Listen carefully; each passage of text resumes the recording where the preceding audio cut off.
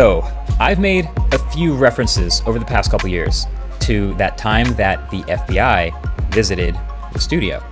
And I was asked not to talk about that for what I feel like are pretty obvious reasons. So for years, I haven't. But it turns out I am now finally able to tell that story.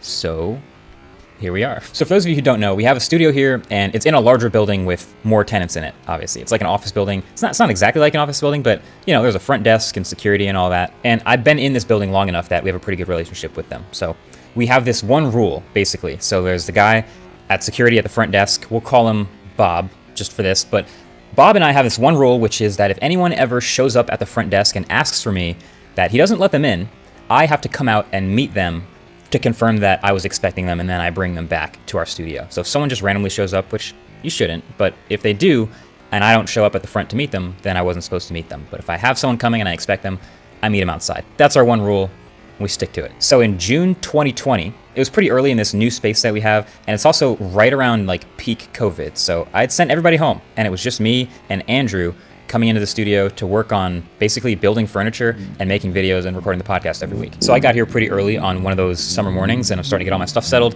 and then there's a knock on the door. So I open the door, and it's our front desk guy, Bob. And Bob basically says, "Hey Marquez, there's some people with badges at the front desk to see you. I of course didn't let them in, but if you would like to, they're up there." And then he just walked away.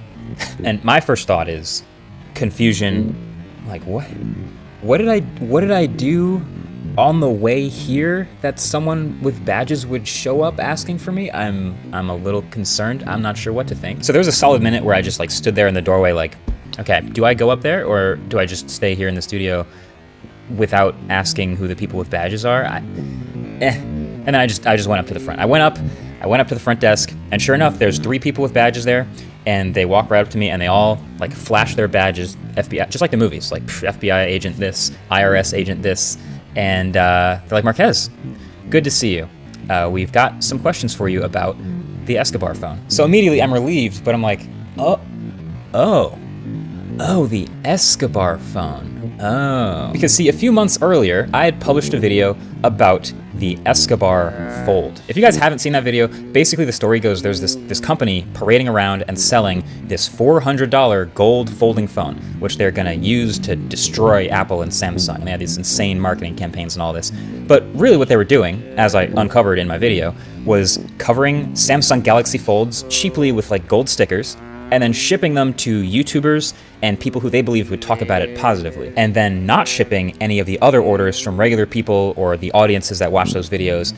Those people were getting scammed out of their money. And honestly, in hindsight, I don't know how they thought they were gonna get away with this. Like, it felt pretty obvious to me, but you know, eventually their whole plan backfired when I made a video about the entire thing. So now fast forward a couple months, and it actually makes sense that the FBI and the IRS are interested.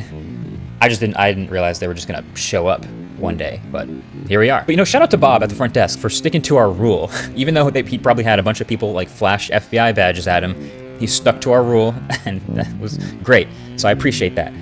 But yeah, so I came out, I brought them back to our spot, and they basically then had a bunch of questions about that video and the process of dealing with that company in any way, like any and all communications that I had with them, any email I'd ever sent or received from them ever. They wanted everything. And actually what's funny, another tidbit is Andrew at the time had just started running the business email account here, and when they were asking like, has anybody else on your team possibly ever been in email communication with this company? And I was like, I think Andrew might have. And Andrew just had arrived at the studio and walked up to the front door of our spot. And so I go, hey, come in. And you know, first thing he sees is like me in an empty studio with a bunch of people in suits, like waving him over. So he has a pretty funny alternate perspective on this story. So the FBI actually took the half-peeled Escobar Fold and the scratched gold iPhone from my videos as evidence in the case. They literally asked for them and took them away. They put them in sealed plastic bags that said evidence on them, which is why I said at the end of the Smartphone Awards that year. Also, honorable mention to the Escobar Fold 2, which I also don't have on this desk because it is in the possession of the FBI. Someday I'll be able to tell that story. So as they're leaving, you know, they've asked me all the questions. As the FBI and IRS people are leaving, they're like, hey, don't talk about this at all publicly, please. And I'm like, of course, yeah, no, obviously, you're the FBI. Of course, I'm not going to talk about it. I don't want to interfere with the investigation in any way. But also, like, when could I talk about it? Like, how long do you think before I am allowed to? And they said, we'll let you know. So I've been biting my tongue for years, not talking about it, hinting at it a little bit, but not anything too serious.